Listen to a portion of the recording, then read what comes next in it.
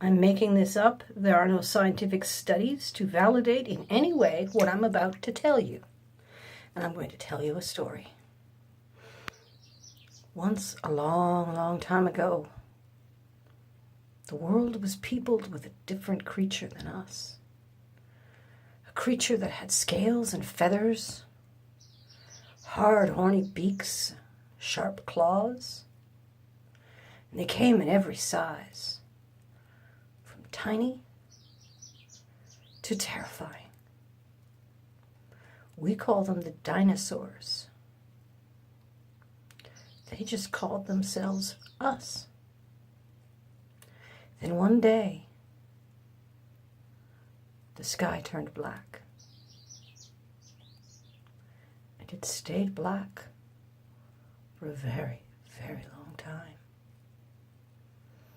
Back in those days, people didn't count time, so they don't know how long it was. And as the sun was no longer rising, they don't know if hours, days, weeks, months, or even years flew by.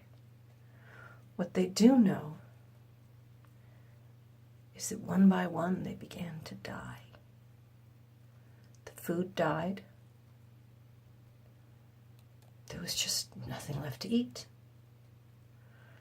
There was huge places that were just burned were crisp. There was other places where there was only the weakest of plants and mushrooms, things that could survive on no light. Sometimes the sky above would become slightly gray or orange, and some light might penetrate. And thus they continued. Eventually all the large herbivores were dead. And because of that, all the large carnivores were dead. And of the small people, those that flew and scurried, only a small fraction survived.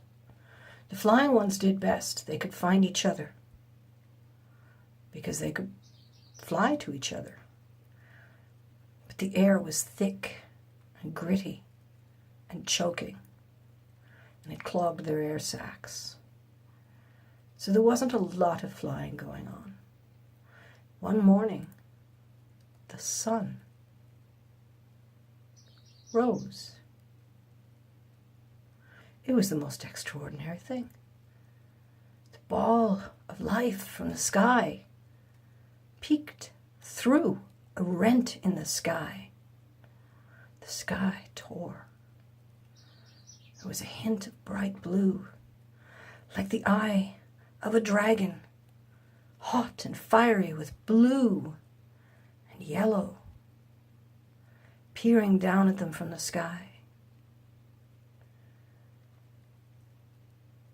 And they all cried out in joy and wonder to see their old friend, the giver of life. And as the days passed, it happened more and more often. And they soon, when they sang their song of joy and welcome, it was at sunrise, not merely a parting in the clouds of smoke and debris that had killed off so many of them. And so every morning, out of pure joy in the memory which became instilled in their bones, did these avian dinosaurs sing to the sun. And at night when it went down, many of them would lament, and these became beautiful songs as well.